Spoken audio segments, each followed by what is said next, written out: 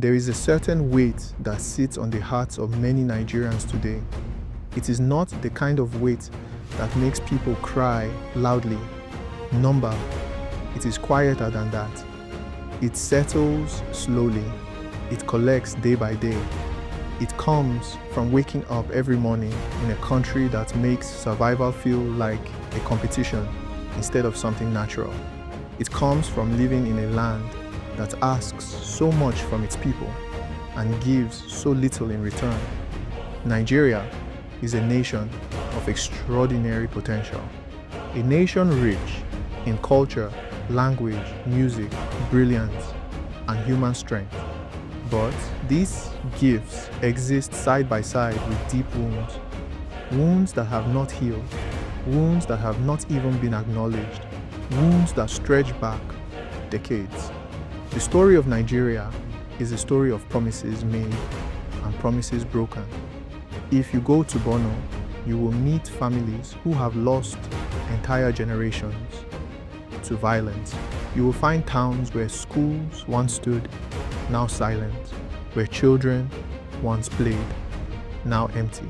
You will find mothers who sleep with one eye open, fearing the night. You will find fathers who have buried their sons with their own hands.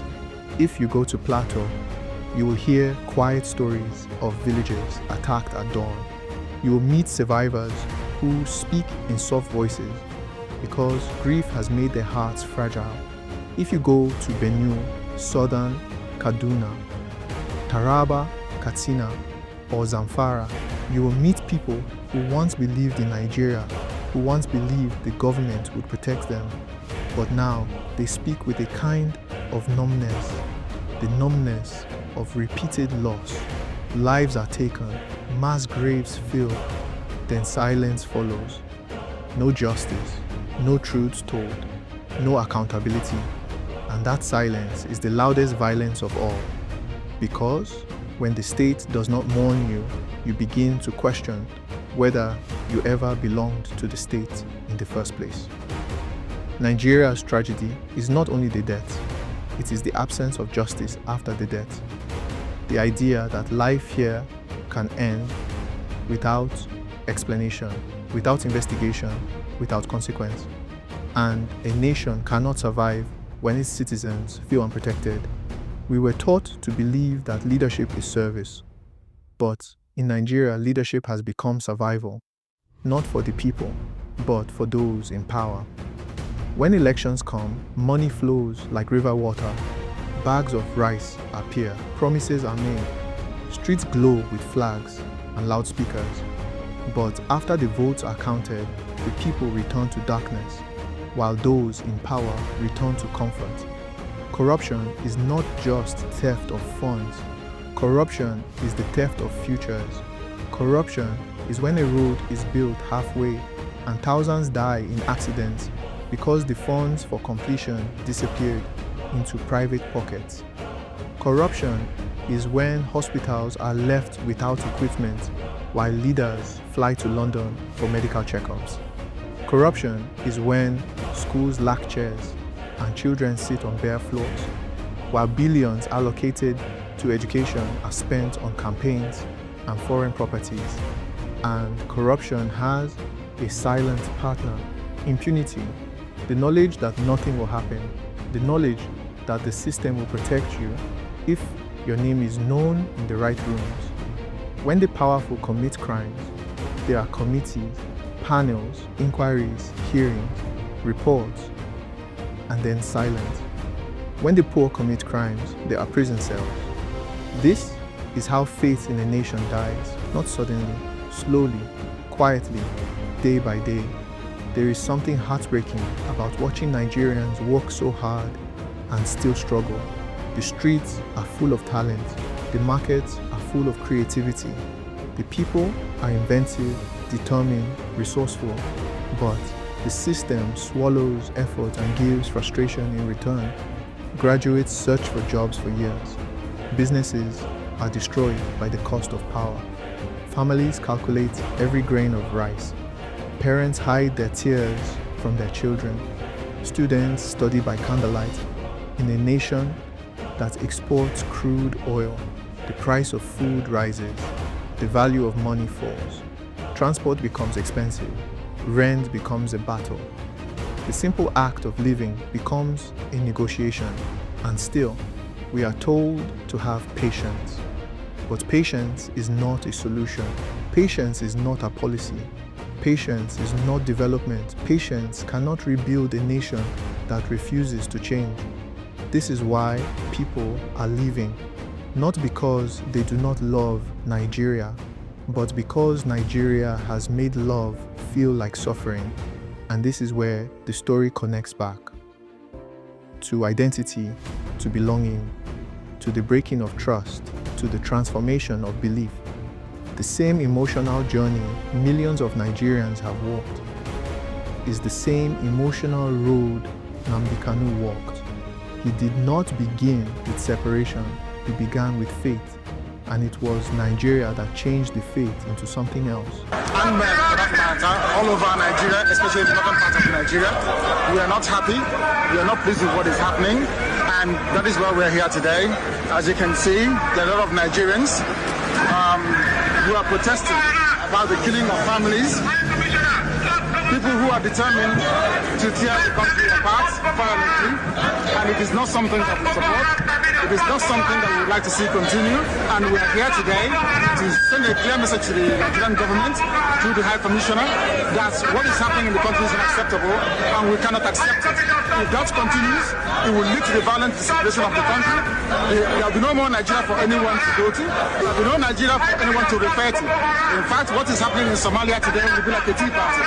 So we cannot allow this nonsense to continue. Something has to be done, and the consequences of the actions of terrorism in Nigeria must be driven home to the people, so that even the terrorists themselves will be able to understand that there is no mileage in where they're going. The only thing they can accomplish is the breakup of Nigeria. If they think that they can cover people, if they think they can force people to be coerced into a religion which is not theirs, then they are clearly mistaken. We are asking for peace, we are asking for people to get together, we are asking for everybody who loves Nigeria, who is associated with that country, to please prevail upon terrorism in Nigeria so we can bring it to an end. That is why a multitude of Nigerians are gathered here today. Those of us in the UK are determined to work with the government for peace. We are determined to work with the Council Committee for peace. But one thing we cannot stomach is a repeat of 1966. What is happening today in Nigeria was the reason why Nigeria fought a bitter civil war for 3 years between 1967 and 1970. If this continues, there will be another civil war in Nigeria. And this time around, no place will be safe in Nigeria. This time around, nobody will be safe in Nigeria. So it is imperative that everybody who has the interest of the country at heart acts now and immediately to stop this nonsense from continuing. Injustice in Nigeria is not just a story, it is a system with roots so deep that many who once believed in the country have found themselves slowly questioning the meaning of belonging to a nation that does not protect its citizens. For decades, the ordinary Nigerian has watched insecurity spread like wildfire, entire villages wiped out in the night, farmers slaughtered in their own farmlands, students taken away from their classrooms, communities forced to flee from homes their ancestors lived in for centuries. Yet every time the people are told to remain calm, to be patriotic, to pray to God. But patriotism begins to break when the state that demands loyalty cannot provide life. Nnamdi Kanu was not the first to witness this contradiction. Many Nigerians, from Fela Kuti to Kensaro Wiwa, from Isaac Adaka Boro to the young protesters at Lekki Toll Gate, have all tried, in one form or another, to call the country to account. Some did it with diplomacy, some with peaceful marches, some with legal arguments, some with words, some with silence. But the response has often been the same: silencing. So, when Nnamdi Kanu stood in London speaking about peace, unity, and justice, he spoke like a man who believed that Nigeria could still be reformed. He believed at that time that if the injustices in the north were acknowledged and corrected, the nation could remain one. He believed that if citizens from every region were treated with dignity, equality, and fairness, then peace would reign. But somewhere along the line, something shifted, not only in him, but in many Nigerians. It is difficult to love a country that does not love you back. It is difficult to pledge loyalty to a flag that flies over your suffering. It is difficult to trust a government that negotiates with terrorists but calls protesters threats. The Nigerian state has, over time, developed a strange memory. It forgets the cry of the innocent. It forgets the blood of the poor. But it remembers how to protect the powerful. It remembers how to defend those who loot and destroy. It remembers how to silence those who speak. And so, slowly, many who once believed in the dream of one Nigeria began to withdraw emotionally. They did not wake up one morning and decide to stop being patriotic. The shift happened over years of watching the lives of the poor treated like statistics, watching leaders travel abroad for medical care while hospitals back home fall apart, watching youths graduate and remain unemployed for years, watching insecurity spread while government officials speak in riddles, watching corruption defended while integrity is punished. This is how a heart breaks. Not suddenly, but slowly.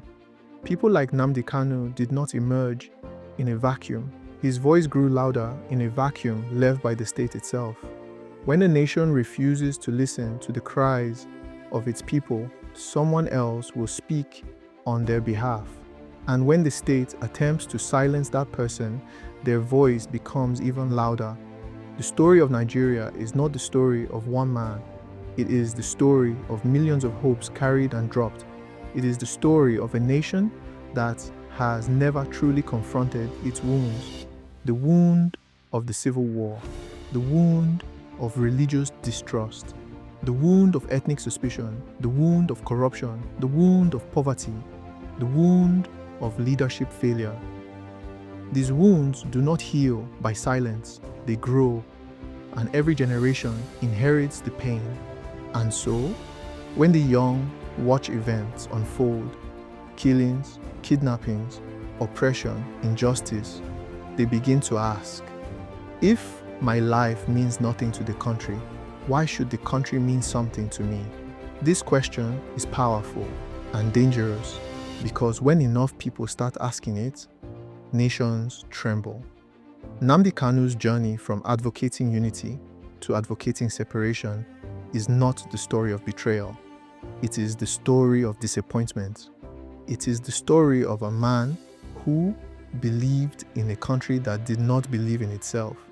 A man who expected justice and instead saw citizens treated like enemies. A man who wanted peace but saw silence rewarded and truth punished. This story is larger than him. It is the story of Nigerians who once sang the national anthem with pride but now stand in airport queues holding one-way tickets. It is the story of parents who send their children abroad not out of luxury but out of fear. It is the story of entire families planning their lives around exit plans. Canada, the UK, anywhere but home. This is how patriotism dies. It dies quietly. It dies slowly. It dies when the country becomes a place people survive, not live. Yet the saddest part of this story is this: Nigeria could have been great. Nigeria was not cursed. Nigeria was wounded by greed, by selfishness, by bad leadership, by fear, by refusal to heal and confront truth. And no nation survives by running from its truth. The insecurity we see today did not start today. It began when life stopped having value, when accountability was replaced by impunity, when crime became opportunity, when power became inheritance, when leadership became a privilege instead of a responsibility that does not love you back. It is difficult to pledge loyalty to a flag that flies over your suffering. It is difficult to trust a government that negotiates with terrorists but calls protesters threats. The Nigerian state has, over time, developed a strange memory. It forgets the cry of the innocent. It forgets the blood of the poor. But it remembers how to protect the powerful. It remembers how to defend those who loot and destroy. It remembers how to silence those who speak. And so, slowly, many who once believed in the dream of one Nigeria began to withdraw emotionally. They did not wake up one morning and decide to stop being patriotic. The shift happened over years of watching the lives of the poor treated like statistics, watching leaders travel abroad for medical care while hospitals back home fall apart, watching youths graduate and remain unemployed for years, watching insecurity spread while government officials speak in riddles, watching corruption defended while integrity is punished. This is how a heart breaks. Not suddenly, but slowly. People like Nnamdi Kanu did not emerge in a vacuum. His voice grew louder in a vacuum left by the state itself. When a nation refuses to listen to the cries of its people, someone else will speak on their behalf. And when the state attempts to silence that person, their voice becomes even louder. The story of Nigeria is not the story of one man. It is the story of millions of hopes carried and dropped.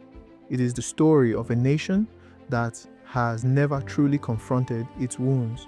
The wound of the civil war, the wound of religious distrust, the wound of ethnic suspicion, the wound of corruption, the wound of poverty, the wound of leadership failure. These wounds do not heal by silence, they grow, and every generation inherits the pain. And so, when the young watch events unfold, killings, kidnappings, oppression, injustice, they begin to ask, if my life means nothing to the country, why should the country mean something to me? This question is powerful and dangerous because when enough people start asking it, nations tremble. Nnamdi Kanu's journey from advocating unity to advocating separation is not the story of betrayal. It is the story of disappointment. It is the story of a man who believed in a country that did not believe in itself. A man who expected justice and instead saw citizens treated like enemies. A man who wanted peace but saw silence rewarded and truth punished. This story is larger than him. It is the story of Nigerians who once sang the national anthem with pride but now stand in airport queues holding one-way tickets. It is the story of parents who send their children abroad not out of luxury but out of fear. It is the story of entire families planning their lives around exit plans. Canada, the UK, anywhere but home. This is how patriotism dies. It dies quietly. It dies slowly. It dies when the country becomes a place people survive, not live. Yet the saddest part of this story is this. Nigeria could have been great. Nigeria was not cursed. Nigeria was wounded by greed, by selfishness, by bad leadership, by fear, by refusal to heal and confront truth. And no nation survives by running from its truth. The insecurity we see today did not start today. It began when life stopped having value, when accountability was replaced by impunity, when crime became opportunity, when power became inheritance, when leadership became a privilege instead of a responsibility. This is why the conversation about Nnamdi Kanu continues to divide the country, because it is not just about him.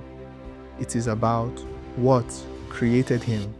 It is about the questions he asked that the nation still refuses to answer.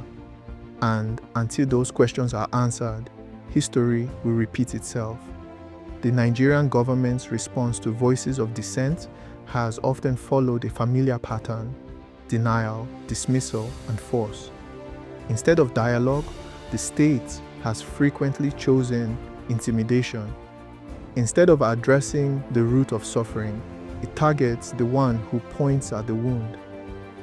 When Nnamdi Kanu began to speak louder, drawing crowds, gathering attention, the government's first instinct was not to ask, why are people listening to him? It was, how do we stop him? But ideas are not stopped by force. Ideas are fueled by force. Every time the government dismissed the fears of the people, every time it labeled ordinary citizens as threats, every time it used silence or bullets where it should have used understanding, something shifted in the hearts of Nigerians. A quiet rebellion began to grow, not necessarily a rebellion of guns, but a rebellion of thought, the deadliest kind, because once a people stop believing in a system, the system becomes only a structure, not a nation. The Nigerian state failed to understand that Nnamdi Kanu did not create anger. The anger was already there. He only gave it language. He only named what the people had been feeling for decades. He did not plant the seed. He watered soil that had been left unattended. When he was arrested for the first time, something happened. Many thought that would silence him, but instead crowds gathered, voices rose. Young people who had not even known about the civil war began to ask questions. They began to read history that schools refused to teach. They began to search for meaning in a country that never explained its own past, and it was there, in that moment, that everything changed. Meanwhile, in the north, insecurity grew worse. Villages were raided, communities were burned, mass graves became familiar, and yet somehow the state insisted that everything was under control. Terrorists were repentant, but citizens protesting injustice were enemies of the state. In the Middle Belt, communities were being erased. In the South, oil wealth continued to be extracted while the land remained wounded. In the West, young people were losing hope in a system that had no place for them. And in the East, the memory of a war never healed continued to whisper in the background. The silence of Nigeria became heavy. The kind of silence you hear in a house where everyone is screaming inside, but no one is speaking. Fear began to guide decisions. Fear of speaking, fear of questioning, fear of truth. But fear is not peace. Fear is only quiet suffering. Then came the turning point, the moment when Kanu's message shifted from pleading for justice within Nigeria to advocating for a nation outside of Nigeria. It did not happen in one day. It happened through accumulation, like water dripping on stone until the stone breaks. He began to see that the calls for justice were met with violence, that the demands for accountability were answered with lies, that the hope for unity was treated as weakness. And when a man who once believed in healing begins to believe separation is the only cure, it is because the wound has become unbearable. The resurgence of Biafra was not just a political movement. It was emotional, it was psychological, it was generational. It was the echo of a history that was never resolved. A history buried but not forgotten. The Nigerian government believed that suppressing the conversation would end it. But suppression does not erase memory. Suppression intensifies memory. It strengthens it. The more the state tried to silence the movement, the louder it became. Young people who had no memory of the Civil War started wearing Biafra symbols, not because they hated Nigeria, but because they no longer felt seen by Nigeria. They were not born rebels. They were shaped by the country they found themselves in. Meanwhile, the insecurity that once seemed distant was now everywhere. Trains were attacked, students were kidnapped, worship places were burned, markets were bombed, roads became death traps. The idea that Nigeria was unsalvageable no longer sounded extreme. It began to sound reasonable. Even those who once opposed Nnamdi Kanu began to say, quietly and privately, maybe he was right. Not because they wanted war, but because they wanted peace, and Nigeria did not feel like peace anymore. This is the tragedy of the Nigerian story. The country pushes away those who try to save it and embraces those who destroy it. The honest become silent. The corrupt become powerful. The hopeful become tired. The patriotic become exiled. The brave become prisoners. The wise become enemies. And slowly, the nation empties itself of the very people who could heal it. This is why the conversation about Nnamdi Kanu is not just political. It is emotional. It is existential. It asks a question that Nigeria has refused to confront. What does it mean to belong to a country that does not protect you? And if belonging comes with suffering, then is leaving not a form of survival? To understand why the Nigerian state continues to struggle, we must look at its foundation. Nigeria was not built by consensus. It was not formed by shared identity or shared destiny. It was assembled like a puzzle forced together. The British did not merge the North and South because they believed the people loved one another. They merged them for administrative convenience and economic extraction. A nation born by accident must choose willingly and consciously to become a nation. Nigeria never had that moment. Instead, regions were told to coexist, even when they did not understand one another. Cultures were forced into a political union without emotional union. Distrust was inherited. Suspicion became oxygen.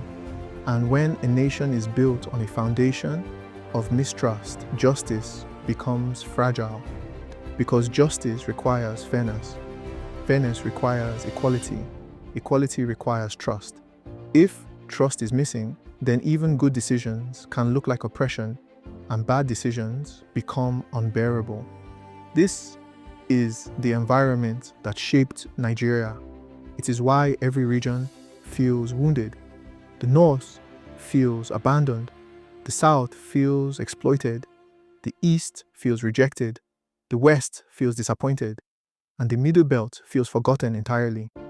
No region is truly at peace. Everyone is grieving something, but the difference lies in how each group expresses its grief. Some seek power, some seek exit, some seek silence, some seek survival. And this is where the insecurity grows. Because when the state is weak, non-state actors become strong. When justice collapses, violence becomes negotiation.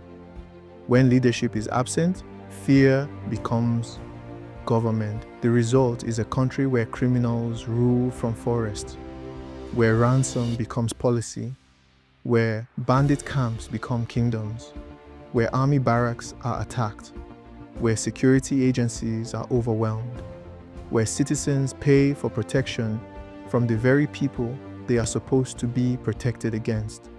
In such a place, loyalty to the state is no longer natural. It becomes negotiable. Ordinary Nigerians suffer the most.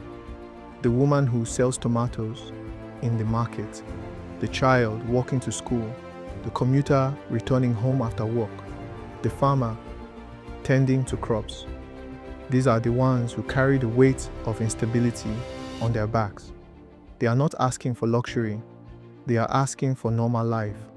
A country where sleep is not a risk. A country where a journey does not feel like gambling with death. A country where education leads to employment, not frustration. A country where raising children does not feel like preparing them for suffering. But Nigeria has made survival an achievement. This is why many young people no longer dream of changing the country. They dream of escaping it.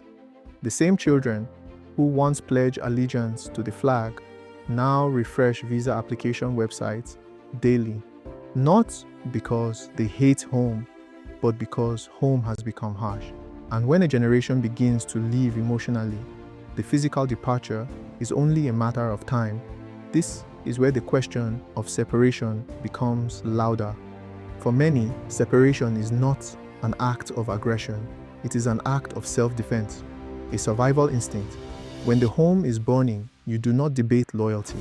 You run, and yet, calling for restructuring, autonomy, self-determination, these are not crimes.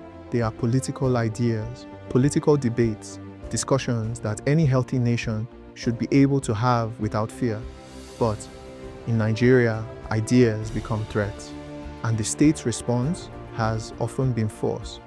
But force does not solve political problems. Force only postpones them, because you can silence a voice, but you cannot silence what gives birth to the voice. Nnamdi Kanu's detention did not stop the question of Biafra. Instead, it deepened it. It became a symbol of a conversation that has not been allowed to happen. It became a reminder that the country is afraid of confronting its past. It became a demonstration that the easiest thing to attack in Nigeria is the truth. Meanwhile, the killing continues, the kidnapping continues, the fear continues, the silence continues, and the people continue to endure. But endurance has a limit. There comes a point where the soul becomes tired. Not angry, not violent, just tired. Tired of begging to live. Tired of asking for dignity. Tired of waiting for miracles that never arrive. This is where Nigeria stands today, on a thin line between hope and resignation. And the most dangerous thing about resignation is that it is quiet. When a population becomes quietly tired, change does not come with a loud shout. It comes with a gentle drifting away. A nation does not collapse when people fight it. A nation collapses when people stop believing in it. And belief is fading, not because Nigerians are weak, but because Nigerians have been strong for too long. In the end, the story of Nigeria is not only about politics or ethnicity. It is about human beings. Human beings who laugh, who love, who hope, who mourn. Human beings who simply want a life that is not defined by suffering. A life where peace is normal, not rare.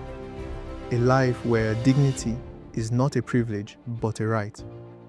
We often speak of Nigeria as if it is separate from us, as if the country is a building, a flag, a map, but Nigeria is the people. And when the people are broken, the country is broken. We cannot keep telling citizens to love a nation that does not show love in return. We cannot keep demanding loyalty from those who receive abandonment. We cannot keep expecting unity from a people who have never been allowed healing. The wounds of the past did not disappear simply because time passed. They are still here, living under the skin of the present. Until we confront the truth, we will continue to repeat the same cycle. Silence is not peace. Fear is not stability. Pretending is not unity. Nnamdi Kanu's journey is a mirror, a reflection of what many Nigerians feel, not just in the East, but across every corner of the nation. The sense of betrayal, the exhaustion, the quiet pain of watching a home you love fall apart, piece by piece, year after year, while those responsible rise in comfort. Some people raise flags, some raise fists, some raise prayers, some raise passports. But all of them are responding to the same question: how long can a person endure being unseen? Nigeria still has a chance to rewrite its story, but not by force, not by silence, not by pretending, only by truth, only by justice, only by remembering that a nation is only as strong as its weakest citizen, only by valuing life more than territory, only by listening, not to respond, not to suppress, but to understand. Because if we lose the ability to care for one another, then the map means nothing. In the end, every nation must choose what kind of memory it wants to leave behind: a memory of pain or a memory of healing, a legacy of fear or a legacy of dignity, a future that belongs to everyone or a future that belongs to no one. The story is still being written, but the question remains: will Nigeria choose to save itself? The answer will not come from the powerful, it will come from the people. The same people who have carried this country on their backs for so long. The country is at a crossroads, and history is watching. The world is quiet, the people are waiting, and time is running out.